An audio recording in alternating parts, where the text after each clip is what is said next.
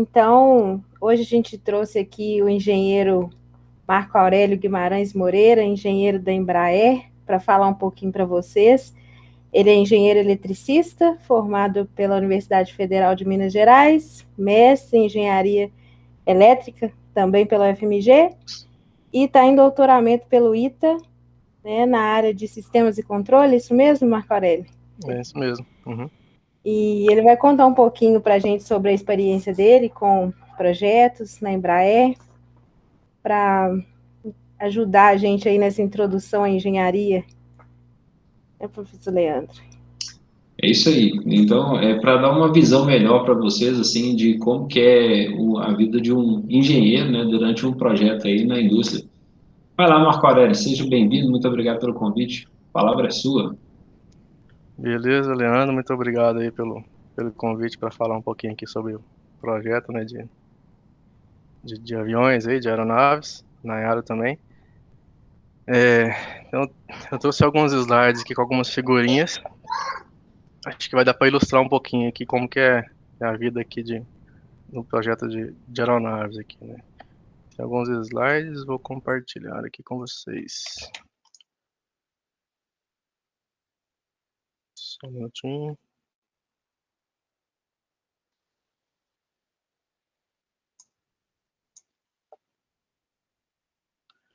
Apanhando um pouquinho da ferramenta. Beleza.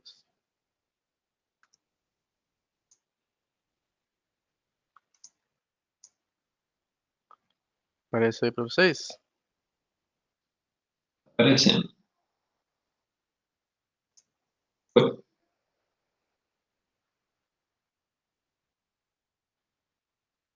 Então, como a Nayara já me apresentou, né? Meu nome é Marco Aurélio, eu trabalho na Embraer. Já faz uns 10 anos que eu estou aqui. E aqui nessa apresentação, a gente vai falar um pouquinho sobre o projeto aí de aeronaves, mas mais focado principalmente no controle, né, no controle de aeronaves. É uma visão geral sobre isso aí. Então, para começar, eu coloquei uma figurinha aqui de um piloto bem feliz aqui. Então, a nossa missão aqui de quem trabalha no controle de aeronaves, né, a minha área especificamente, a lei de controle, é deixar o piloto feliz aí, com o olhinho brilhando e tal, sorriso no rosto e tal, e tentar diminuir um pouco da carga de trabalho dele, né, no- na hora de conduzir o voo. Aqui a gente tem uma visão geral do ambiente ali de trabalho do piloto, né, um cockpit de uma aeronave. Então, acho que todo mundo já deve ter visto uma figurinha parecida, mas tem muito botão ali, tem muita coisa para fazer. Então, assim, quanto mais fácil a gente deixar o controle do avião, mais a gente vai permitir que o piloto se concentre, né, nas informações de voo, conversar com a torre de controle, controlar todos os sistemas, né, tem vários sistemas no avião, sistema de propulsão, né, os motores, sistema de degelo, etc. Então, assim, tem muito sistema para ele tomar conta, tem que tomar conta da comunicação, etc. Então, voar mesmo, né, produzir os comandos do avião tem que ser uma coisa tranquila para não tirar a atenção dele de todo o resto que ele tem que fazer. É uma carga de trabalho muito grande para o pessoal que tá ali na cabine, né. Então, aqui, ó, algumas coisinhas aqui que o piloto que ele usa, né, para comandar o avião. Então, tem aqui um manche, funciona como um volantinho aqui no eixo lateral, né, ele vira para a esquerda e para a direita para voar para girar o avião, tipo, rolar o avião. Ele empurra para frente e para trás para subir e para descer. Ele tem pedais aqui embaixo também, que ele usa para girar o avião. Daqui a pouco eu mostro um pouquinho mais dos eixos do avião. Tem as manetes aqui de potência, né, que ele usa para acelerar e desacelerar o avião. E tem vários outros painéis aqui e sistemas que ele também tem que operar, né? Aqui um sistema de FMS, um sistema de controle automático de voo, tem uns displays aqui que mostram uma diversidade de informações para ele, né? Então, um pouquinho mais aqui sobre o funcionamento do avião. quando ele está mexendo os controles ali na cabine, ele está comandando a superfície de controle. Então, estou mostrando aqui algumas dessas superfícies de controle. Aqui atrás a gente tem o leme, tá aqui no finalzinho do avião. O leme, mexendo para a esquerda e para a direita, ele vai girar o avião em torno desse eixo aqui vertical. Então, é um movimento que é chamado um movimento de guinada. Uma outra superfície de controle que tem no avião é o profundor, que está aqui, o profundor de cá, o profundor de lá. E à medida que o piloto comanda lá na cabine, mexe essa superfície e profundor, né, ele causa um movimento em torno desse eixo aqui, que atravessa a asa do avião, que é o eixo lateral, e esse movimento é chamado de um movimento de arfagem. Uma outra superfície importante no controle do avião são os ailerons. Então, tem um de cada lado aqui, geralmente, né? Ou tem aviões que tem até mais, mas tem um aileron aqui, outro aileron aqui. E à medida que esse aileron deflete, então, o de um lado deflete para cima, o de outro lado deflete para baixo, dependendo da direção que o piloto está querendo comandar o avião. E à medida que ele deflete o aileron, o avião rola em torno desse eixo aqui que passa pela fuselagem do avião, que é o eixo longitudinal. Isso é o chamado de um movimento de rolagem, ou rolamento também. Então, essas são as principais superfícies, né, que tem para se controlar o avião. E à medida que o piloto está lá comandando o avião na cabine, ele está mexendo nas superfícies e causando o movimento do avião. Nesse slide aqui tem uma comparação entre um sistema convencional de comandos de voo e um sistema que é um sistema mais moderno, que é um sistema chamado de fly-by-wire. No sistema convencional, que são os aviões mais antigos, o avião de aeroclube e tal, tem até os aviões mais novos também que são desse tipo aqui, né? Mas tem um link direto, né? O piloto comanda lá na cabine, aqui um comando um pouquinho diferente, que é um stick. O piloto comanda esse controle da cabine, e isso é ligado lá por cabos, etc., rodanas, e vai lá para a superfície de controle, aqui no caso o profundor, né? Então mexeu aqui, tem uma correspondência direta entre o que acontece lá na superfície de controle, profundor, nesse caso que é o elevator, ou a mesma coisa para o aileron, para o leme, etc. É o sistema convencional, link direto aqui. Agora, nos sistemas mais modernos, que são os fly-by-wires, não acontece dessa forma, é um pouquinho diferente. O piloto está também comandando aqui na cabine, tem uma coisinha semelhante aqui, que é o stick, mas esse comando do stick tem os sensores lá que detectam quanto que o piloto está comandando e tal. Isso vai para um Flight Control Computer, que é um computador de comando de voo, é interpretado, é um sinal digital aqui, o que o piloto quer comandar, né? E aí, com base também em informações dos sensores do avião, a gente tem sensor de movimento aqui, sensores inerciais e tal, e sensores de dados anemométricos, tubo de pitot, tomada estática, etc., que também vão para o computador de voo. O computador de voo é quem vai comandar a superfície de controle através de atuadores que tem aqui na asa ou na empenagem. Então é um comando indireto, né? Tem uma coisa que está aqui no meio do caminho, que é o computador de comando de voo, que interpreta o que o piloto está comandando. E aí, com base nos sensores que vão dizer qual que é a altitude que está voando, qual que é a velocidade, etc., ele vai fazer um cálculo, não é um software que está rodando aqui dentro do computador de comando de voo, e vai produzir um comando digital também, faz uma conta lá e fala, atuador, vá para a posição 20 graus, por exemplo. Aí o atuador mexe a superfície aqui e produz o comando que está codificado, que é um software que está rodando aqui dentro, que pode alterar o comportamento do avião. Então aqui é um link direto, então o avião vai ser comandado sempre da mesma forma, assim, uma deflexão aqui vai significar um profundor, e aqui eu posso adequar o avião para a missão que ele está fazendo, para a fase de voo que ele tá voando, se ele está num pouso, se ele está em cruzeiro, etc. Eu posso ter um avião diferente codificado aqui, né, no software do computador de comandos de voo. Essa é basicamente a diferença aí entre o convencional e o fly-by-wire.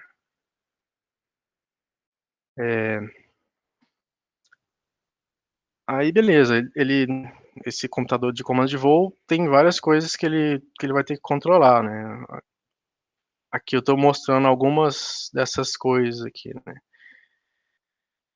Aqui eu tenho o vetor velocidade do avião, o flight path vector aqui, né? O vetor que é a trajetória que o avião está seguindo. Então o avião está seguindo nessa direção dessa setinha aqui. Tem uma coisa que geralmente se controla, que é o ângulo de ataque, que é a medida entre esse eixo aqui que passa pela fuselagem do avião e o vetor velocidade. Uma outra coisa que pode se controlar é o ângulo de arfagem, em inglês aqui o pitch angle, que é a direção, que é o ângulo entre essa linha que passa pela fuselagem e o horizonte.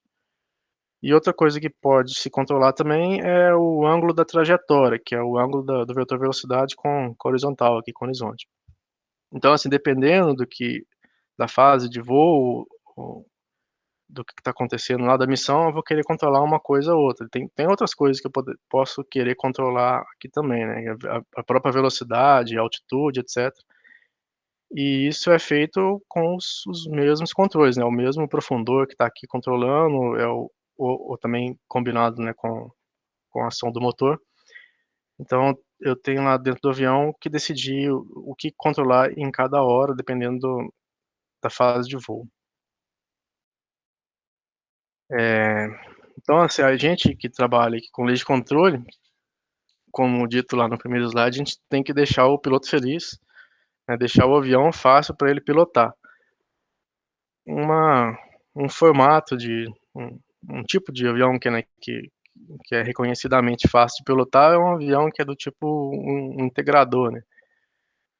O que é isso, né? O piloto dá um comando aqui, esse aqui é um comando do piloto ao longo do tempo, então ele dá um pulsozinho aqui, enquanto ele dá esse pulsozinho, eu vou somando esses pulso aqui ao longo do tempo e o avião vai se movendo aqui numa velocidade constante. Esse avião aqui pode ser o ângulo de arfagem, o ângulo de ataque, etc. Dependendo do que eu estou controlando no momento, essa aqui é a resposta do avião. Então, se o avião responde dessa forma, né, quando eu estou comandando, ele está se movendo e se move numa velocidade constante. Eu parei de comandar, ele para também, isso fica muito fácil de controlar, né? A saída também é proporcional à entrada. Então, se eu comando 1 grau aqui, ele mexe 3, se eu comandasse 2 graus, ele se mexeria 6 pro mesmo lado e tal. Então é um avião muito previsível, de controlar e fácil de controlar. E outra coisa é que o piloto poderia aumentar o ganho, o piloto é quem está controlando no final das contas, né, o avião, ele poderia aumentar o ganho dele à vontade. O que eu estou dizendo por ganho aqui que está entre aspas? Por exemplo, ele está querendo ir para uma altitude lá um ângulo de arfagem de 10 graus, eu estou no zero. Então ele mexe lá com uma intensidade no controle. Quando chegar lá no 10 graus, ele vai parar.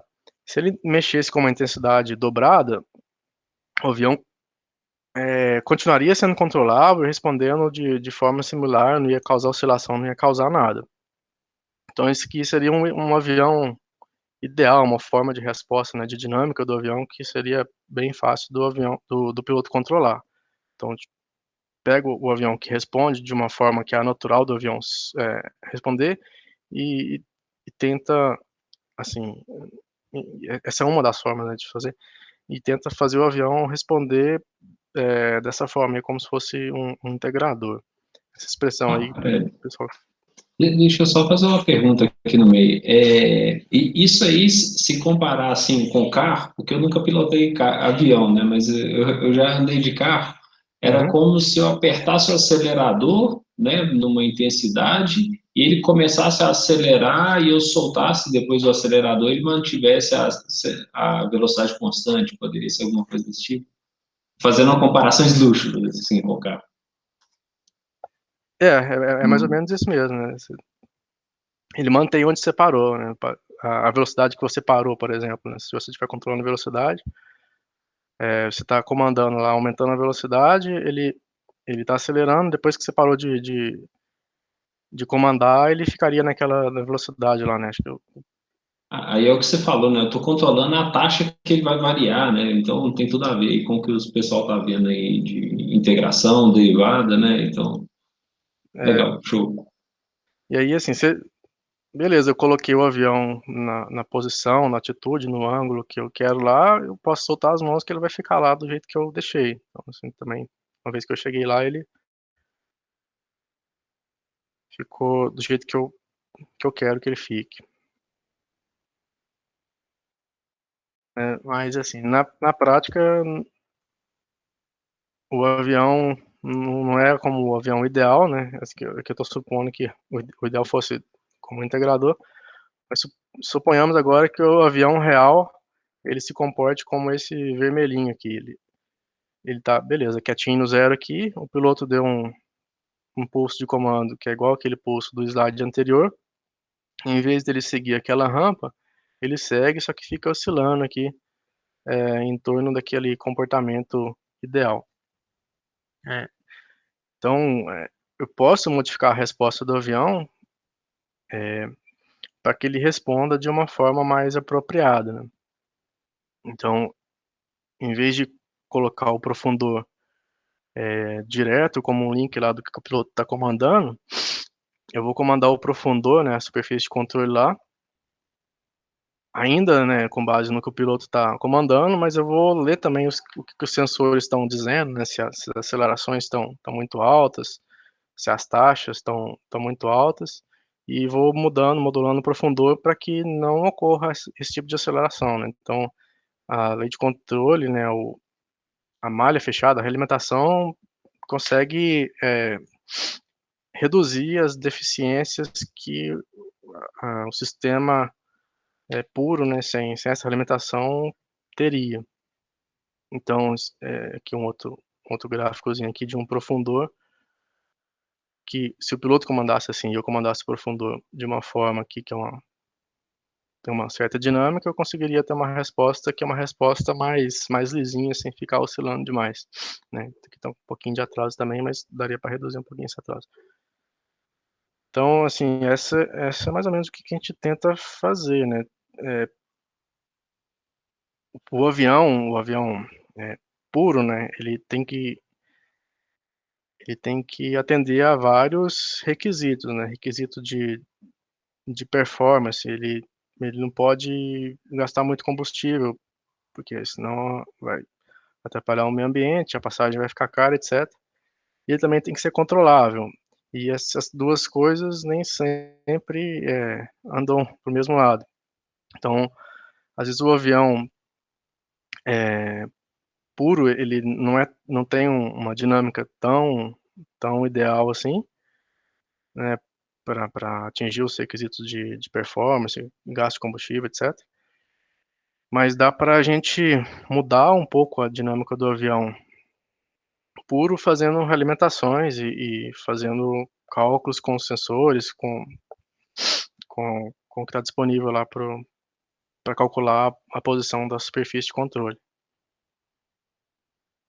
né. E a qualidade de voo, se isso vai ser, bom para o piloto pilotar, tem vários estudos sobre como quantificar isso. Aqui eu estou apresentando um templatezinho, né, que nesse eixo X eu tenho uma frequência do controle do ângulo de arfagem, aqui é uma frequência do controle do ângulo de trajetória, né, para onde que o vetor de velocidade está apontando. Se ele estiver dentro desse nível 1 aqui, se o controle estiver dentro desse nível 1, é um controle muito bom. Se estiver no nível 2, vai piorando aqui, nível 3 tá ruinzinho. Então, esse gráfico aqui, se eu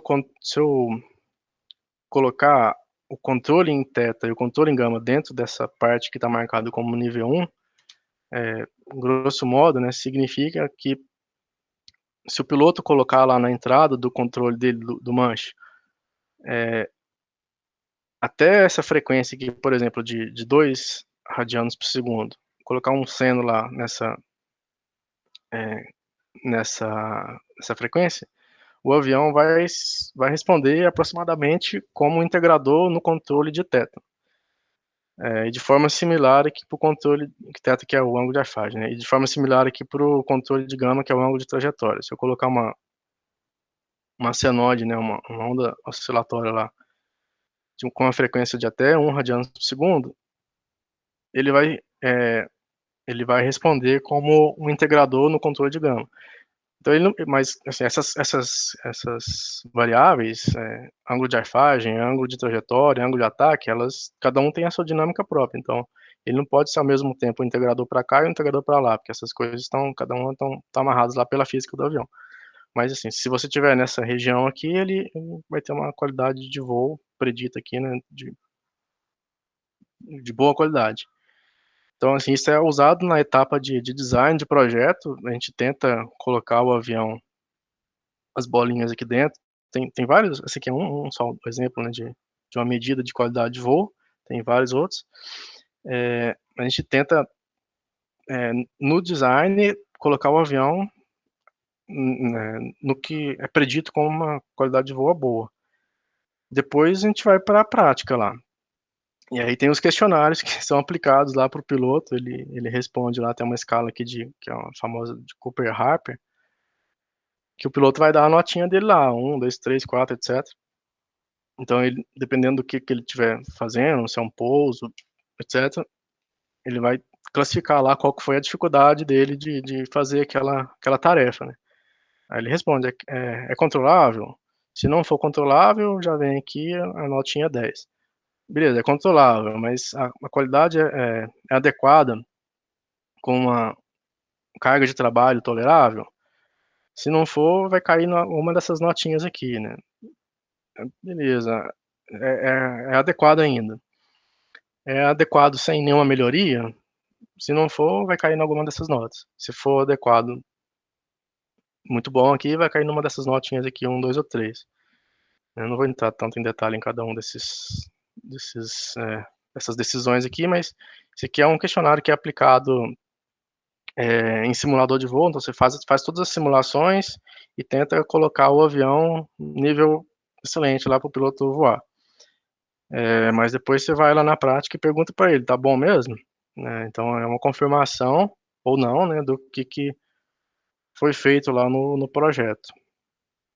E se não tiver bom, aí você volta, vê que tá errado, errou algum cálculo, o que aconteceu, etc. E tenta corrigir para chegar em voo. Isso aqui é feito, né, na etapa aí de simulação ainda, antes de ir para voo real. E depois em voo real isso é feito de novo, assim, para confirmar que o que foi simulado faz sentido no mundo real. Outras curiosidades aqui, né, sobre o controle de aeronaves, assim, fora a parte aí de qualidade de voo, o controle que de ângulo de ataque, né?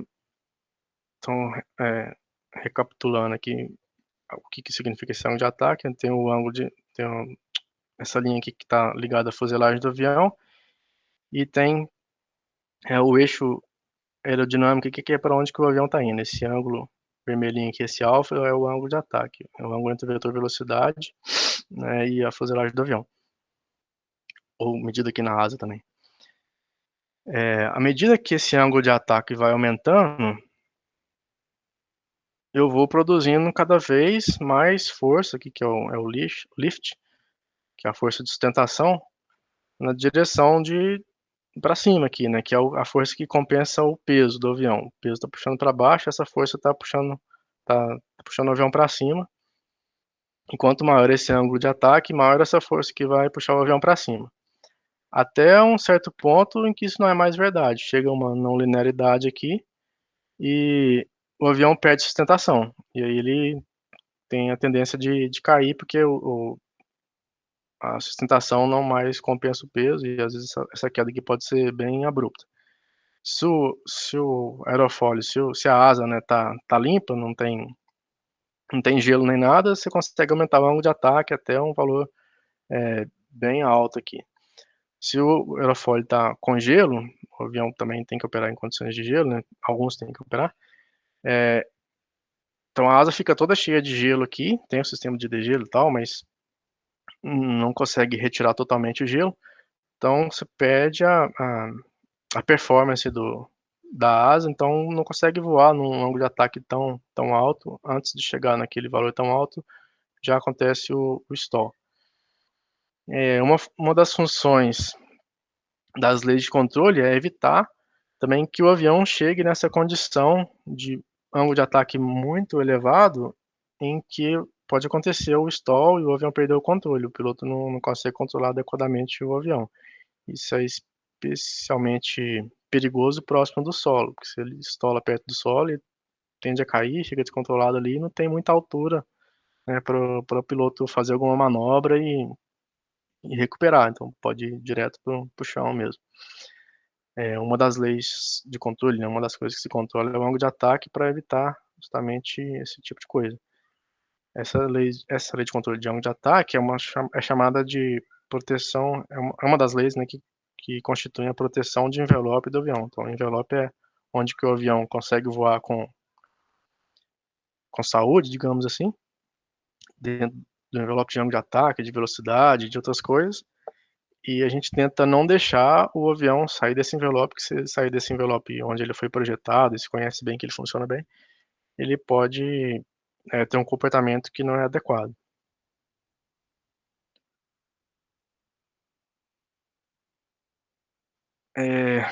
Uma outra proteção de envelope, que também a gente tem a função de prover para o avião, a proteção de fator de carga, que é esse Nzinho aqui, que é a razão entre a sustentação, esse lift aqui para cima, e o peso para baixo.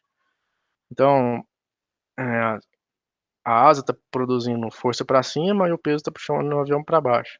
Essa força que é produzida pela asa, ela está distribuída aqui ao longo da envergadura. Se for essa força for muito alta e o peso está puxando para baixo, tem um perigo aqui de quebrar o avião, quebrar a asa ali, dobrar no meio. Então, as leis de controle também, elas têm sensores, né? Os sistemas modernos de controle de voo têm sensores para medir isso aqui, que é relacionado com a aceleração do avião, e não deixar também que o avião chegue em fatores de carga muito elevados, que pode também comprometer a segurança do voo. O que mais que a gente tenta proteger, né? Outro sistema de proteção de envelope. O ângulo de arfagem aqui, que é o nariz do avião está apontando lá para o céu quase. Se ele tiver assim, né, não há motor, assim, para um avião convencional, não há motor que consiga compensar a desaceleração que vai acontecer aqui, que é a gravidade puxando o avião na direção contrária ao movimento. Então, ele vai desacelerar muito rápido, se ele tiver uma velocidade muito baixa, não tem mais controle também por profundor, por aileron, por leme, por nada.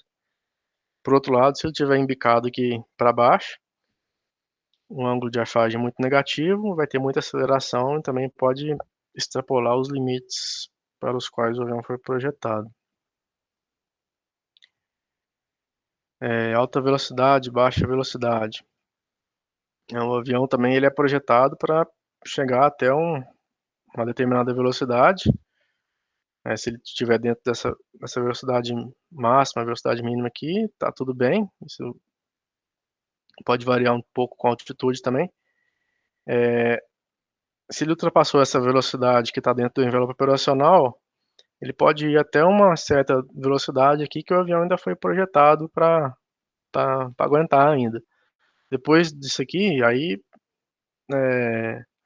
começa a ser questionável o que vai acontecer com o avião, né? Não tem muito cálculo do que acontece ali. Então, o piloto é responsável por manter o avião nessas faixas de velocidade e as leis de controle também tentam ajudar para que o avião não saia desse envelope. Obviamente, se o piloto quiser morrer, vai morrer, mas a gente tenta evitar que, por um descuido, ele entre numa situação perigosa. Esse eixo horizontal aí, a velocidade, é que está tampando aqui. Ah, esse eixo aqui é altitude, aqui é o valor de Mach que tá tampando aqui, que eu não sei como é que faz para aparecer isso aqui em Perto do raiva. rádio aí. É Mach, que Ah, é uma razão entre a velocidade e a velocidade do som. legal. É, e essas linhas que aqui tem muita informação nesse gráfico aqui, mas essas linhas que estão cruzando aqui são velocidades, aqui velocidade equivalente, velocidade calibrada. Desculpa, esse slide está um pouco poluído, mas é só para ilustrar que ele tem uma velocidade mínima, uma velocidade máxima aqui. Acho que aqui tem muito mais informação do que precisava. Não, legal. Aí ele tem que ficar dentro desse quadrado aí, desse É, quadradão, essa dessa figura forma geométrica esquisita aí. aqui. Legal. E aí, beleza, eu falei de várias coisas que a gente tem que controlar, né? As leis de controle é um software que está rodando lá dentro e eu tenho uma máquina de estados. Ou seja, se eu estou nesse estado aqui, eu estou controlando o ângulo de ataque, se eu estou nesse outro, estou controlando o ângulo de arfagem, se eu estou nesse outro, estou controlando velocidade, posso querer controlar fator de carga, posso estar no modo em que todos esses modos aqui são modos ligados com o piloto mesmo, né? Eu deixo o avião bom para o piloto pilotar. Eu posso ter um modo que é o piloto com mãos livres, né, que é o autopiloto. No autopiloto tem outros modos de operação, tem um modo chamado de alt, lá, de altitude, né, vai controlar a altitude do avião, ou vertical speed, a velocidade vertical também do avião, o flight path angle, que é o ângulo de trajetória, etc. Tem várias coisas que eu posso querer controlar ao longo do voo e existe uma máquina de estados que para cada risquinho desse aqui torto, tem uma condição, né? Eu estou controlando o ângulo de ataque, que horas que eu vou querer mudar para autopiloto? Aí tem uma condição para fazer essa transição e eu passar a controlar outra coisa que o autopiloto está querendo. Estou no autopiloto, que hora que eu vou controlar fator de carga? Tem uma transição aqui também, várias transições entre os estados para dizer que hora que eu vou controlar o quê. Uma das coisas que fica rodando lá dentro. É, beleza, isso tudo que eu mostrei ali, né, é um controle dos modos mais lentos do avião, que é o movimento de arfagem, movimento de ângulo de ataque, etc. São coisas mais lentas. O avião também ele tem os modos elásticos, modos aeroelásticos. Você dá um peteleco lá na asa do avião, a asa vai vibrar numa frequência bem alta e que é os modos aeroelásticos do avião. Se você soltar lá, deu peteleco soltar, vai vibrar e vai voltar para uma posição de equilíbrio. É similar aqui a um pai empurrando uma criança num balanço lá, né? Você continuar empurrando aqui, vai continuar o movimento, mas se você soltar, vai parando até parar aqui. E isso tem uma frequência que esse movimento acontece, que é uma frequência própria do avião lá. O pessoal deve ver mais para frente aqui, coloquei até um videozinho aí, né, que os sinais, né, um sinal, né, contínuo lá no tempo, ele pode ser aproximado por uma soma lá de senos e cossenos, cada seno com uma frequência específica. Então, um videozinho aqui para mostrar isso. Então, tem uma onda quadrada, e essa onda quadrada está sendo aproximada por um monte de soma de senos e cossenos aqui, né? Tem 9 termos, 10 termos, etc. E à medida que eu vou colocando mais senos e cossenos, eu vou aproximando cada vez melhor uma onda que não é senoidal, uma onda que tem um formato qualquer. Então, assim, substituindo essa onda quadrada aqui por uma onda que é a onda que vai ser enviada lá pelo profundor, ou lá para o aileron, para o leme, etc., esse sinal, que é o comando do profundor, que é o comando dessa superfície de controle, também podem ser aproximados por senos e cossenos.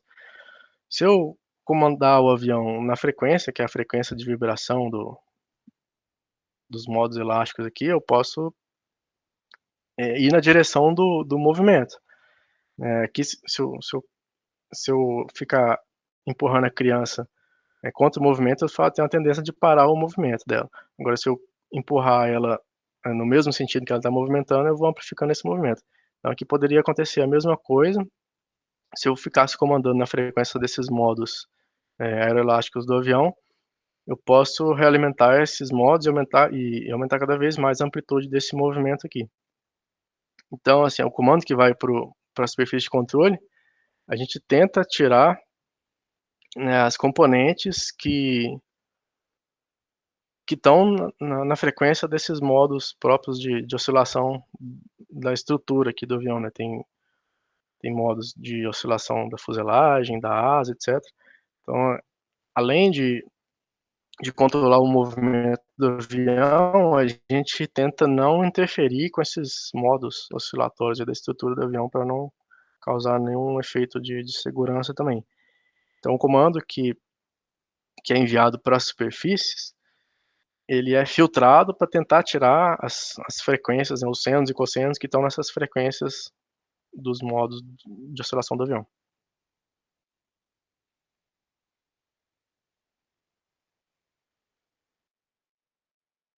É, aí que entra uma parte que, assim, tudo que eu mostrei até agora eu acho que é mais legalzinho, assim, e tal, mas o desenvolvimento do avião também tem que seguir uma parte mais burocrática, mais chata, etc. Então a gente tem vários documentos que são guias para projetos, são documentos que são meio padrão da indústria, né? Então, o desenvolvimento de sistemas segue uma norma lá que é o RP 4754, né, que ela dita como é que você tem que escrever os requisitos para o sistema, como é que você tem que verificar, validar os requisitos, como é que é feita a análise de falha, análise de as funções são definidas, as falhas são definidas, a informação é provida aqui para o desenvolvimento do sistema, que também prover informações sobre o design para análise de safety, de segurança aqui do avião. Isso aqui é nível de sistema. Tem as normas que ditam também como é que o hardware tem que ser desenvolvido, como é que o software tem que ser desenvolvido. Então, se eu estou desenvolvendo o software lá, tem os ifs e elses lá, né? Todos os ifs e elses têm que ser testados, todos os requisitos têm que ser validados, têm que ser verificados, etc. Tem várias normas, então, que ditam como é que acontece esse desenvolvimento, né? E aí, dependendo do sistema que você está trabalhando, a falha daquele sistema pode ter uma consequência menor ou maior, né? Pode ser uma coisa catastrófica, que vai derrubar o avião, ou pode ser uma coisa que não tem efeito nenhum em segurança. Se for, por exemplo, um sistema de entretenimento lá que tá só mostrando um videozinho lá, no Netflix pro passageiro, se tiver uma falha, beleza, vai ficar triste lá que não vai ver a série, mas tá tranquilo. Agora, se é um sistema que está controlando o atuador, que está controlando o profundor, etc., ele não pode falhar, ou pelo menos não pode falhar com uma probabilidade alta, né? Então, existem probabilidades que são, né, atribuídas ao desenvolvimento de cada sistema, probabilidade de falha, né, ao desenvolvimento de cada sistema, que depende da consequência da falha daquele sistema. E aí, quando o sistema é crítico, ele é desenvolvido seguindo, né, um que é chamado aqui de um Development Assurance Level, tem a abreviação de DAO-A, que é o nível mais rigoroso possível. Então tudo tem que ser milimetricamente justificado, calculado, testado, etc., para prover a segurança adequada para o voo. É só uma tabelinha aqui, né? Dependendo se o sistema é nível A ou nível B, que é os sistemas que tem que ter o nível de segurança maior, ele tem que ter uma matriz de verificação, onde eu vou listar todos os requisitos, falar quais que foram os métodos que eu usei para verificar que aqueles requisitos foram atendidos, os procedimentos, o que eu fiz para testar que realmente está atendendo o requisito. Tem que testar, tem que verificar, né? Tem que verificar que está funcionando de duas formas diferentes. Tem que testar e tem que fazer uma outra coisa a mais. Pode ser uma inspeção, pode ser uma revisão, uma análise, etc. Então, dependendo, assim, os sistemas, eles têm a classificação deles lá de quanto ao Development Assurance Level, dependendo do que a gente quer, né, de segurança para aquele sistema, ele vai ter um rigor aqui maior para testar, para verificar, etc. E aqui, dependendo do sistema também, né, do nível de criticidade da falha daquele sistema, eu posso precisar de vários sensores para ter uma informação confiável, né? Se eu falhar um sensor, ainda tem um segundo, tem um terceiro, etc. E tem um bloco lá, né? Uma caixa lá que vai fazer a consolidação de cada um dos sinais também que estão sendo usados para ter a segurança adequada, né? Eu tenho um valor consolidado entre os vários sinais, que aqui poderia ser, por exemplo, um sinal de altitude. Tem altitude de um sensor, de outro, etc. E tem um valor consolidado aqui, que é a altitude que vai ser consumida, usada pelas leis de controle. E eu também tenho aqui uma saúde daquele sinal consolidado. Vou dizer se eu posso confiar ou não naquele sinal. Então, se eu estou no modo de autopiloto e preciso controlar a altitude, por exemplo, e a minha consolidação de sinais fala que todos os sensores aqui estão pifados, então não vou poder controlar mais a altitude. Aí o avião começa a voltar a mais próximo daquele avião convencional, né, que eu não tenho sensores suficientes para fazer os controles em uma área fechada.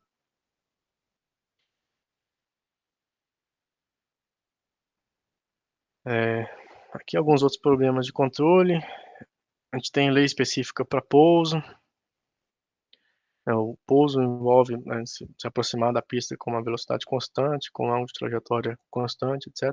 Então a gente pode modificar o avião especificamente para essa fase de voo.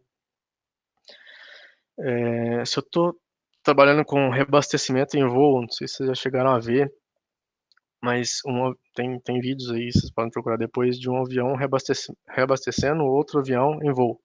O avião que está sendo reabastecido, ele se aproxima do que está provendo combustível ali, e ele tem que fazer um controle bem fino para acoplar ali e receber o combustível.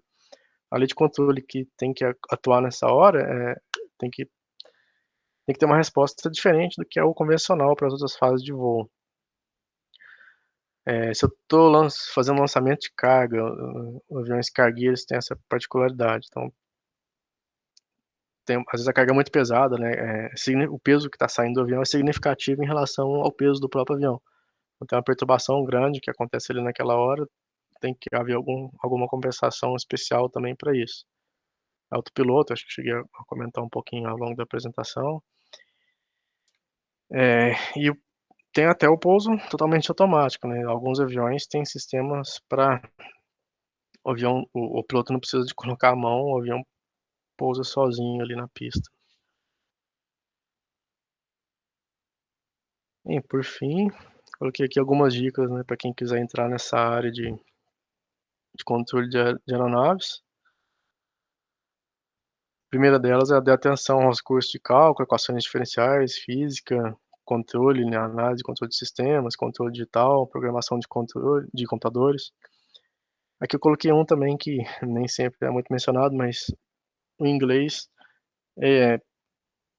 a gente usa bastante, que todos os relatórios são em inglês. Uma particularidade do nosso time também, há uns 2, 3 anos atrás, tinha um israelense, tinha um italiano, tinha um carinha que era inglês também. Dentro do próprio time tinha pessoas de várias nacionalidades, então a gente precisava conversar com eles em inglês e tal. Na nossa área, nem tanto, né, que é de lei de controle, mas em outras áreas da empresa tem muita missão, que é a missão assim, você vai viajar para um outro país para acompanhar um fornecedor e tal. Então acho que é bem necessário também. Uma outra dica aqui, né, sobre oportunidades para trabalhar nessa área. Tem programa de estágio, tem um programa que é o PE, Programa de Especialização em Engenharia, no caso da Embraer, né, que é uma parceria com o ITA. O pessoal fica fazendo lá durante um ano e meio um mestrado profissional no ITA, e depois disso é contratado, quase todo mundo é contratado para trabalhar na Embraer. Aí durante esse mestrado eles têm aulas com professores do ITA, com o pessoal da Embraer também. Então tem visão de vários sistemas do avião e tal. É uma forma bem boa de ingressar. Tem programa de trainee também. E tem a contratação normal, que foi o meu caso, assim, que é mandar currículo e fazer o processo seletivo padrão. E um último comentário aqui também, que nessa área, geralmente, muita gente entra por paixão mesmo, porque acha legal trabalhar com avião, né? Uma coisa que chama atenção e tal. É, então, assim, quando você olha ao redor, assim, é muita gente que trabalha ali com gosto mesmo por aquilo que está fazendo, o que é bem bom. É, e um último slide aqui, agradecer novamente o convite. E é bem legal isso que vocês estão fazendo aí de aproximar a indústria e a universidade, né? A gente tem muito a ganhar, todo mundo, o pessoal da indústria, de buscar conhecimentos novos, e o pessoal das universidades também de entender melhor os problemas que estão pegando aí na indústria também. Isso aí, muito obrigado. A gente pode bater um papo aí sobre esses assuntos Valeu. também. Valeu, Marco Aurélio. Deixa eu só comentar sobre essa última coisa que você falou aí de aproximação, né? O IFMG em específico, né? Os institutos federais como um todo, né? Eles têm essa missão lá, digamos assim, lá no DNA, né? Lá na lei de criação, lá, que é fazer essa aproximação um pouco maior. Eu acho que a gente, Legal. enquanto país, tem muito para crescer ainda nessa aproximação, né? A gente faz bem ciência, mas para aproximar com a indústria, eu acho que a gente tá caminhando, tentando isso aí. E é muito bom, assim, ter pessoas também do outro lado, né, que também entendem a universidade com os gargalos, enfim, com as peculiaridades, e se dispõem a fazer essa parceria, é sempre bom para a gente.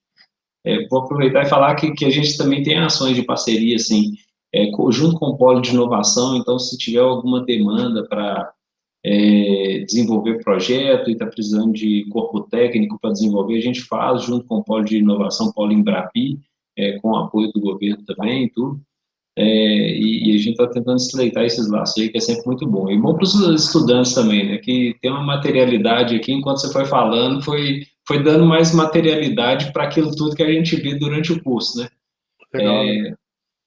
Por exemplo, cálculo serve para alguma coisa, então, o Marco Aurélio? Nossa, serve demais. Eu achava que era Cálculo só para numérico. passar nos primeiros períodos, né? Não? Não, até você compartilhou comigo, né, uma apresentação do Aguirre lá, que ele falava lá que muita gente encarava aquilo lá como um pedágio, né? Mas não é um pedágio, realmente é uma coisa que é, que é bem importante. As equações que, que regem o movimento do avião, né, são equações diferenciais ali, cheias de derivados, de senos e cossenos, e para simular isso no tempo é a integração numérica que se usa, que o pessoal deve usar e deve ver também, não sei como é que chama o nome das matérias aí, no meu tempo, era, no meu tempo era análise numérica que chamava lá, deve ter umas É, equivalentes hoje.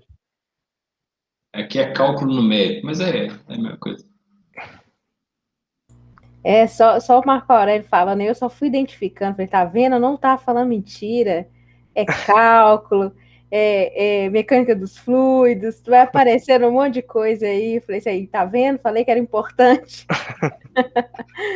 É porque às vezes, né, o pessoal do primeiro período, principalmente, acha que assim, só preencher o saco, né, aquele tanto de matéria no início e quer pular logo para a parte técnica, né? E às vezes ignora a importância aí do ciclo básico. Muito Ah, interessante. Outro comentário também que eu ia fazer, que toda vez que eu assisto, que eu acompanho uma palestra, eu fico querendo passa uma semana com a pessoa, me leva para o seu serviço para eu poder ver como é que é. É muito legal mesmo, né? Essa interação aí. Eu tô parecendo, eu tô comportando como se eu fosse meus alunos de introdução. Toda vez que eu vejo uma palestra, eu fico querendo ir lá ver como é que é. Não, mas Mas é legal. engenharia tem muita área boa, né? Realmente dá vontade de estar em todas aí, quase. E, e assim, eu estou pensando assim, voltando para o projeto, assim, de onde começa o projeto do avião, mais ou menos assim? Ele já entrega uma estrutura mais ou menos pronta, algum modelo já pronto? Isso começa puramente, de onde, em que ponto você pega? Você falou que você trabalha ali, né, na superfície de controle para fazer Uhum. o projeto, né, dos controladores e tudo. Uhum. De onde você começa? Você já começa com o avião pronto, depois se vira aí para controlar, e se você precisar de um atuador a mais, não tem jeito? De onde começa isso aí? Eu acho que o início de tudo não é muito a minha área, assim, né? Não participei tanto dessa parte, assim. Quando eu entrei, já estava com um certo desenvolvimento tendo acontecido já. Mas o princípio de tudo é uma análise de mercado, né? O pessoal vê o que tem por aí, que avião que está voando, que avião que está ficando velho aí dos concorrentes, etc. E que vai precisar de ser reposto no mercado e o concorrente não está desenvolvendo avião novo, ou tá ficando, não é que está ficando velho, mas a gente tem condição de fazer uma coisa muito melhor do que o que já existe por aí, e aí surge a demanda, né, de um projeto novo. A partir daí o pessoal lá no anteprojeto lá, no projeto inicial, começa a esboçar qual que é o tipo do avião, se o avião vai ter cauda em T, cauda em V, como é que vai ser, como é que se ele tem que operar em pista só pavimentada, se tem que operar em pista semi-preparada também, isso aí vai ditar se posso ter um motor mais alto ou mais baixo, né, e o pessoal começa a fazer todo esse esboço aí, eh, aí à medida que eles vão detalhando, né, vão construindo também modelos de simulação, ali com experiência, né, de outros programas também, que você desenha mais ou menos o avião ali, o pessoal já tem uma ideia de qual que vai ser o comportamento dele. Depois tem testes em túnel de vento, né, que tem um modelo em escala do avião que é colocado lá no túnel de vento, o pessoal vai variando ali ângulo de ataque, velocidade, etc. E aí com o modelo em escala eles conseguem, ter uma previsão melhor do que vai acontecer em voo. E esses modelos vão sendo refinados à medida que vai progredindo o design e ganhando cada vez mais fidelidade, né.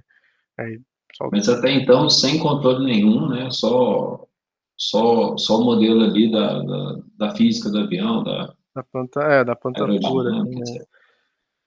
E aí também vão sendo dimensionados, né, o pessoal de aeronáutica sabe que para acelerações, as velocidades angulares típicas lá de um voo precisa de uma superfície de tal tamanho lá. Aí para mover essa superfície com esse tamanho, nas velocidades que o avião vai operar, tem que ter um atuador parrudo de tal forma também, né, aí dimensiona o atuador, quantos atuadores que precisa e tal. E aí começa a entrar a parte de controle também, né, o pessoal vai definir qual que é a filosofia, né, do controle, né. Você pode querer uma lei de controle que imita um avião convencional, que se você fizer isso, você pode reduzir o esforço de treinamento dos pilotos, que o piloto já está acostumado a voar um avião convencional, se você entrega para ele um avião que se comporta como um convencional, você reduz a carga de treinamento. Ou você pode querer uma resposta especial, porque seu avião vai ter uma missão diferente, especial. Aí esses refinamentos vão acontecendo, e é interativo, você recebe resposta do fornecedor de como nem tudo é desenvolvido no próprio fabricante do avião, né, tem a maioria das coisas, inclusive, é desenvolvido em fornecedores, vai recebendo resposta dos fornecedores de como que o atuador funciona e tal, e vai refinando o modelo, vai fazendo simulação na própria mesa do engenheiro, simulação os simuladores com o piloto também comandando, piloto no loop, né, comandando o avião, e vai ganhando cada vez mais confiança lá, né, do que é a resposta que você vai obter em voo. Depois entra na parte do voo propriamente dito, que é para confirmar, né, aquilo que foi o projeto, né. Mais ou menos a história aí. Mas acho que tudo começa mesmo numa análise de mercado aí que identifica um gap aí que tem chance de dar dinheiro. Sim. Um projeto. Pode ir, Leandro. Não, eu só ia perguntar. Então, aí essa fase aí, quando já chega no ponto de controle, então, né? Aí você imagina que deve ficar indo e voltando também, né? Você vem aqui, faz alguns ajustes, não conseguir completar a missão, que seja. Quando você fala completar alguma missão especial de controle, eu só fiquei pensando lá do KC-390 lá, que ele consegue até carregar um tanque e soltar um tanque de paraquedas, né? Alguma coisa assim. É o que você falou, de perda de peso gigantesca, né? Perturbação Isso. gigantesca, não? Para manter isso aí em voo deve ser uma coisa complicada mesmo. E aí fica trocando ideia, voltando, vai e volta, e até chegar no ponto, né? Muito lindo isso, né? Tem refinamentos, né? Assim, você faz o cálculo lá da lei de controle, tem vários ganhos lá que são usados e tal. Assumindo que o avião é um avião 1.0 lá, né? Versão 1.0. Aí o pessoal faz refinamento, faz mais ensaio em túnel e descobre que é um pouquinho diferente. Aí vem uma versão 1.1 lá que você ainda tem liberdade, né, para ajustar ali e ainda ter robustez, ou ter melhor performance, etc, né, para aquele avião que é um pouquinho diferente. Então você vai ajustando ali incrementalmente as coisas para chegar num projeto bacana no final. E essa etapa de projeto aí, considerando condições ótimas, né? Que as coisas vão fluindo bem, normalmente qual o tempo, né? De partir do zero até você ter ele pronto. Isso aí é uma coisa complicada, assim, até para quem trabalha, né, nessa área, que os projetos são de ciclo muito longo. Então, demora aí, geralmente uns 5 anos, 10 anos, entre os primeiros rabiscos aí e ter um avião que tá com o cliente lá. É, eu digo que isso é uma parte meio ruim, porque pro cara dizer que tá experiente, né, no assunto, é bom que ele tenha vivido todas as fases do projeto. Mas essas fases são muito longas, né, então consome um avião, né, um ciclo todo de um avião desde o início até o fim, consome boa parte da carreira do engenheiro, né. Então, o que acaba acontecendo é que, mesmo que você esteja na empresa, nessa área há muito tempo, você acaba não tendo vivido todas as etapas, você não não tem experiência completa, né. É difícil adquirir experiência nessa área, demora muito tempo para adquirir experiência, né. Então, é até por isso também que a Embraer tem, por exemplo, lá o programa de especialização em engenharia, que já tenta, antes do cara mesmo entrar, já fazer um intensivão ali para ele conhecer todas as áreas e tal, tentar colocar, né, o ciclo, né, de desenvolvimento na cabeça do engenheiro, porque realmente é muita coisa, é muito detalhe, os processos são muito complexos, e é difícil de ganhar essa experiência, porque os ciclos são longos e, e os projetos são complexos, né, a interação com várias áreas. Aqui eu falei um pouquinho de aeronáutica, né, mas tem um pessoal de aeroeletricidade, tem um pessoal de cargas, tem um pessoal de trem de pouso, pessoal de de vários outros sistemas que a gente tem interação, né?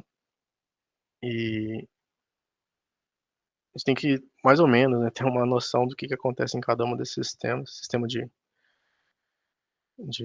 gelo também. Então são muitos sistemas, muito complexo e por isso que o projeto também dura bastante tempo.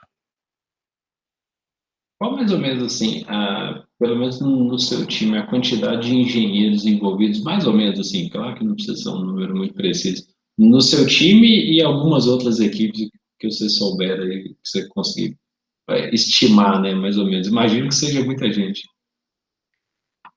Assim, na parte de lei de controle, varia aí de, sei lá, de 7 a uns 30, dependendo da fase de desenvolvimento, né, que tá o programa. Em algumas fases pode ser, quando tá mais, assim, entrando em steady state, entrando em operação normal, vai reduzindo, né, mas é bastante gente, assim. E nas outras equipes, e somando as outras equipes, aí vai para centenas, né? É centenas de engenheiros para desenvolver.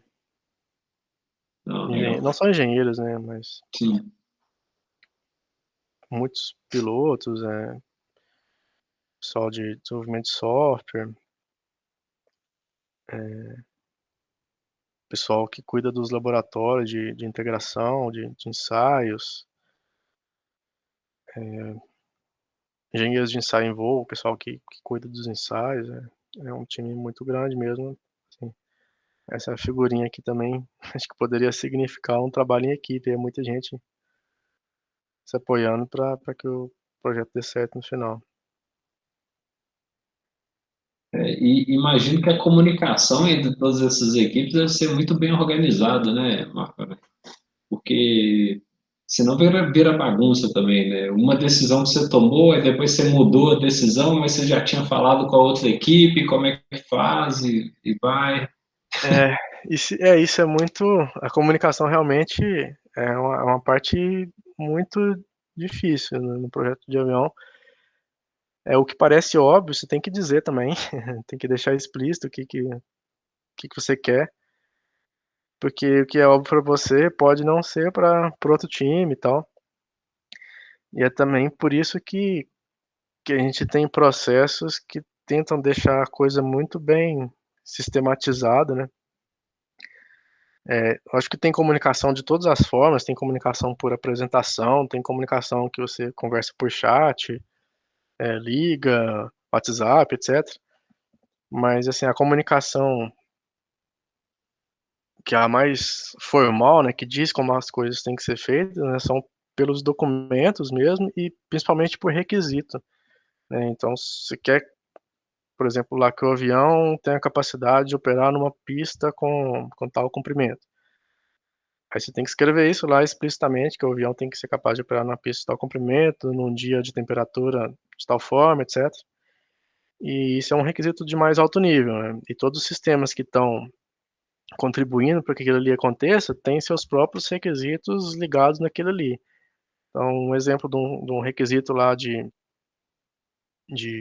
comando de voo, de lei de controle que está ligado nisso aí. Né?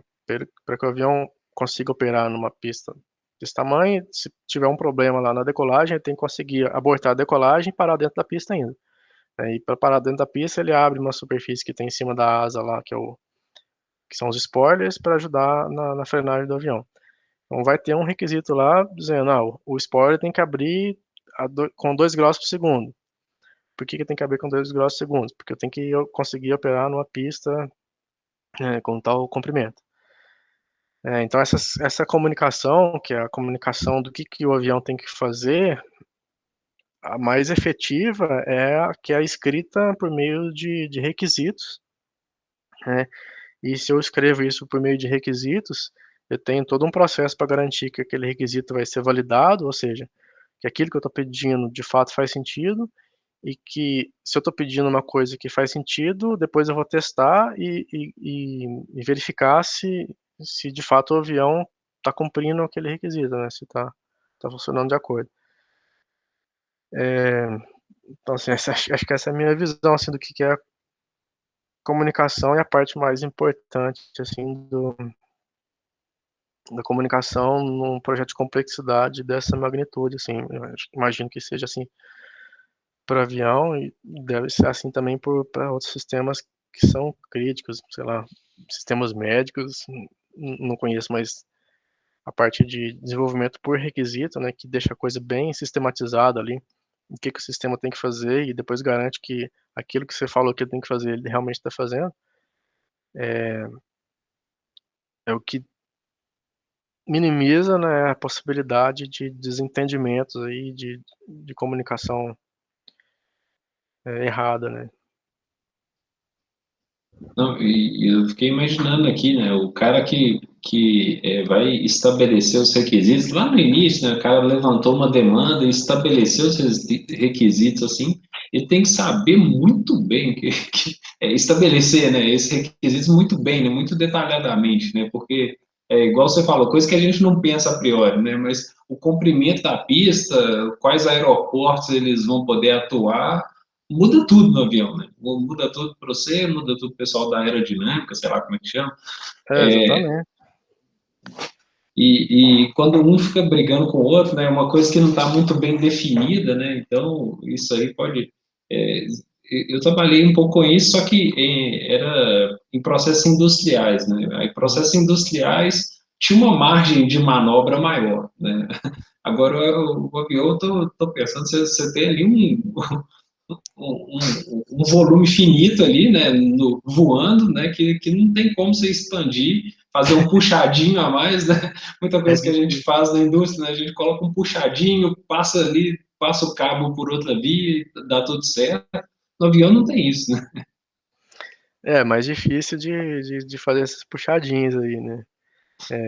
Tem as adaptações aí, depois que o avião já tá voando e certificado e operando há muito tempo, tem algumas alterações pequenas que se faz, por exemplo, na asa, coloca um inglete, coloca alguma coisinha, mas é tudo muito caro, né? O custo cresce exponencialmente à medida que o tempo vai passando. Então, é bom que as coisas sejam muito bem definidas, né? E no princípio para evitar esses puxadinhos aí, porque vai ficando cada vez mais difícil e mais caro. E além dessa questão aí da comunicação que a gente vem falando, teria, assim, alguma outra coisa que você elencaria aí como os maiores desafios do dia a dia aí do seu trabalho durante a execução de um projeto desse? Assim, as maiores É, dificuldades do seu dia a dia de trabalho. acho que a comunicação realmente é bastante complicada, né? E acho que comentei um pouco sobre isso, mas o conhecimento também, né? Você vê o avião voando no final lá, ninguém conhece ele por completo, assim, cada um conhece da sua parte, né? Eu conheço da parte de lei de controle, tem o cara que conhece de propulsão, tem o cara que conhece do sistema de gelo, tem um cara que conhece da integração, mas ninguém conhece tudo, assim, né? Então, um dos desafios é realmente esse aí de entender, assim, os sistemas e entender até onde você precisa saber, do sistema do outro cara lá também para conseguir operar de forma correta o seu ali e contribuir para o todo do avião funcionando integralmente ali, atendendo os requisitos que foram definidos lá no princípio dos tempos lá de alto nível. Acho que também seria uma outra dificuldade, assim, né, de conhecer bem o conhecimento dos sistemas como um todo. E eu li em notícias aí, né, que o pessoal está falando do táxi da Embraer aí, que tem parceria, né? E, claro, você vai falar o que pode ser falado, né? Enfim. Como é que tá? Você tem notícia de como tá? Assim, pode falar alguma coisa em que fase que tá? Como é que anda esse projeto? É, Eu acho esse projeto bem bacana também. Eu não trabalho com ele, assim, mas assim, o que eu sei também é o que o pessoal tem publicado recentemente, né, que a Embraer fechou parcerias aí com algumas empresas para começar a operar esse veículo daqui a pouco. Mas eu achei uma tecnologia bem legal. Tem várias empresas que estão começando a desenvolver esse tipo de veículo, né, e a promessa é que vai baratear bastante, né, o custo de deslocamento, assim, por exemplo, São Gonçalo do Pará para Belo Horizonte, de você quer fazer um voo para um aeroporto e tal, para pegar um aeroporto para fazer uma viagem mais longa, né? Ou essas viagens que são viagens mais curtas assim, né? Promete baratear bastante o custo dessas viagens. Tem vários desafios, né? Desafios das baterias, que é uma tecnologia nova também. O tipo de controle de voo, né? Se você olhar o que tem para atuar lá também é diferente. Então imagino que seja uma complexidade de controle que é diferente, né, do que a gente está acostumado a fazer, então também é um desafio diferente. Mas também não tenho tanta informação assim desse desenvolvimento, não. Eu acho bem bacana também. E estabelecer, é aquilo que a gente estava falando, né, de requisitos para um projeto desse, né, um projeto assim que é bastante inovador, né, inovador em todos os sentidos, né, tanto da tecnologia, não tem uma tecnologia muito bem validada, muito bem utilizada, não tem um histórico atrás, né, como tem nos aviões comerciais. Imagino que realmente desde estabelecer o requisito até chegar no projeto final é realmente um desafio gigante para chegar. E te perguntar uma outra curiosidade também minha da Embraer, é do KC-390 mesmo, assim, né?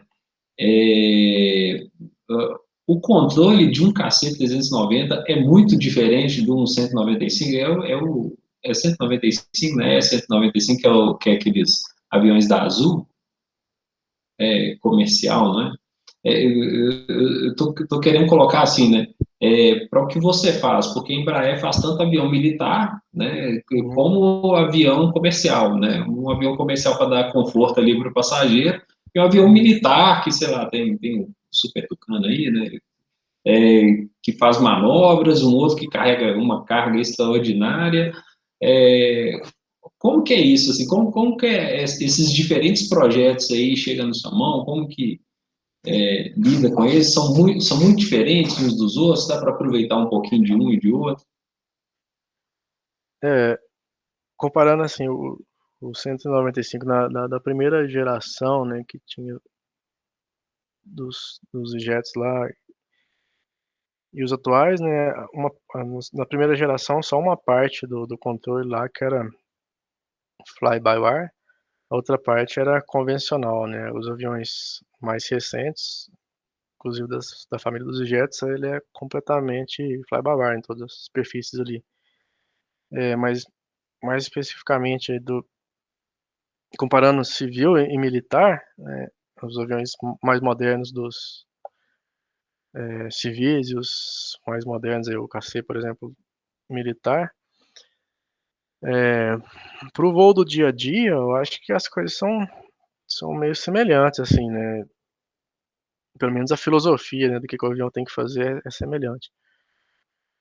O que muda são essas missões específicas que tem para militar, né? Tem missão de reabastecimento em voo, missão de lançamento de carga, etc. E que pode requerer um cálculo específico para aquela hora ali que por um avião civil não é o caso, né? Mas porque é um voo normal, assim, eu diria que é bastante semelhante, assim, né? Fora que, assim, cada avião tem sua dinâmica, tem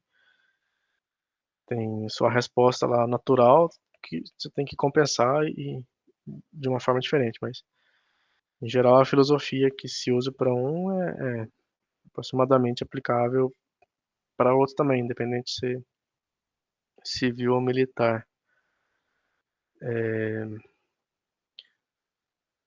Acho que é mais ou menos isso. Não, legal. Cara, chique demais. Eu tô igual a Nayara aí. Tô querendo passar um tempo lá com vocês na Embraer, lá, Ah, fazendo vamos. controladores lá, fazendo fusão sensorial, fazendo esse troço todo aí. Legal, Bri- legal. Tô precisando de gente boa aí. Vamos Opa! juntar aí, vamos tentar. Já a gente fica envolvido, né? Quando você começa a falar. Igual uma coisa que você falou, isso eu não sabia, eu sou ignorante, assim, em aviação, né? Eu não sei nada de detalhes, assim. Eu não sabia que ia trocando meio que o set point, né? À medida. Eu entendi dessa forma, se eu estiver falando bobagem, você me corrige. Mas você vai trocando o set point ali de controle, né? O que que é o set point, o que que é a variável controlada, na verdade, né? Se é o ângulo de ataque, se é o ângulo de arfagem, etc., à medida que, dependendo das fases de voo, né? Eu nem sabia disso. Eu achava que controlava, tinha set point para tudo, né? Você controlava tudo. Mas um implica o outro, né? Então, eu Eles estão amarrados lá pela física própria lá do avião e tal. não, legal. E quem troca isso aí é o operador que consegue trocar isso manualmente? Ou é o próprio avião que decide lá na máquina de estados lá que você estava falando? É, Ou aí depende tem do as modo duas também? coisas, então, né, em aviões militares, por exemplo, o piloto aperta um botãozinho lá, significando que está entrando em tal missão, e aí a aeronave se reconfigura lá, você está entrando em tal missão, então eu acho que para você agora vai ser importante controlar tal variável, né? Então a lei se reconfigura. Tá vindo para pouso? No pouso, geralmente se quer controlar tal coisa. Então o avião se reconfigura quando o avião tá configurado para pousar, né? Que o avião entende que está sendo configurado para pousar, a lei se reconfigura. Agora outras coisas, o piloto não tem ciência, né? Ângulo de ataque é difícil do avião do piloto saber que ele está no ângulo de ataque elevado. Então ele pode entrar numa situação de stall sem perceber ali que tá tendo um ângulo de ataque alto. Então, nesse caso, por exemplo, é uma coisa mais automática que está acontecendo ali que ele às vezes protegeu ele nem viu o que que aconteceu assim. Deu uma triscadinha lá que ele chegou na borda do que era seguro, o avião protegeu ele automaticamente, ele voltou feliz para casa lá, sem saber. Sem saber por quê, né? Foi salvo pelo anjo da guarda do controle ali e não ficou sabendo, né? E é muito essa coisa, né? Assim, eu penso que no avião tem muito isso, né? Assim, aquela parte da automação, até quando você vai dar a, a liberdade para o piloto decidir e até quando você vai tomar as rédeas para garantir segurança, né? É, Tá cheio de coisas ali envolvidas, né? No meio de um trabalho de engenharia, né? exatamente, assim, porque o computador faz o que ele foi programado para fazer, né? Mas pode acontecer umas situações aí que a gente não pensou, aí só o piloto conseguiria lidar com ela da forma apropriada. Você não pode roubar a autoridade dele para lidar com a situação também.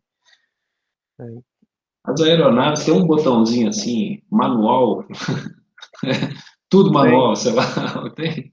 tem umas coisas dessa aí que se o piloto perceber que, ó, isso aqui não é o avião que eu conheço não, tá esquisito aqui. Então ele aperta um botãozinho lá que vai pro modo que ele tá mais próximo do avião convencional, né? Não é ligado por cabo lá como no avião convencional, mas é um fiozinho que imita o cabo, né? Que faz uma conta lá como se fosse um cabo.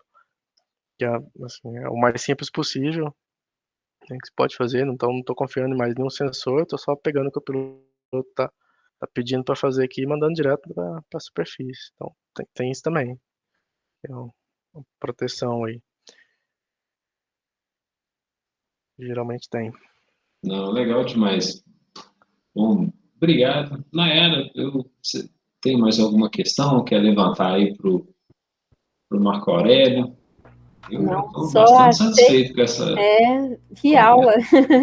Olha, Achei muito interessante, muito legal mesmo. Não tinha nem noção de como que funcionava, como que era legal. todas essas questões. Muito bacana mesmo. E é legal, né, que a gente vai vendo as coisas assim, dá uma noção melhor, né, da materialidade das coisas, né? Você comentou de equações diferenciais, você falou de série de Fourier, eu costumo falar de série de Fourier com os meninos no quinto período lá, e, enfim, isso vai dando materialidade do trabalho do engenheiro nessa coisa, eu acho que ilustrou bem a parte, assim, de até ética, né, digamos, de o que você vai tomar o controle do piloto ou não, né, a interação com as diferentes equipes num projeto tão grande, num projeto que leva tanto tempo, né, então não é uma interação com uma grande equipe por um mês, né, ao longo de 5 anos, né, você faz um projeto e testa. Você falou que você faz teste em software, depois faz teste no piloto automático, né, em modelo, mas modelos Harten the Loop, alguma coisa que vocês utilizam aí para fazer essas simulações, e até modelo miniaturizado, enfim. Além dos testes depois que o avião já está pronto, né? Então é aquele negócio, né? Não é um trabalhinho que eu fiz aqui e já vou entregar, né? É um trabalho que a gente faz, testa, refaz, volta e até entregar lá na ponta um, um equipamento, um avião seguro, né, muito seguro, né, com as classes de segurança todas atendidas. É realmente muito complexo, é muito enriquecedor esse papo aqui. Muito obrigado, Marco Aurélio. Eu agradeço em nome do IFMG, Campus Betim, em nome do curso de Engenharia de Controle de Automação, na área, em nome do curso de Engenharia Mecânica aí, do IFMG. Obrigado aí.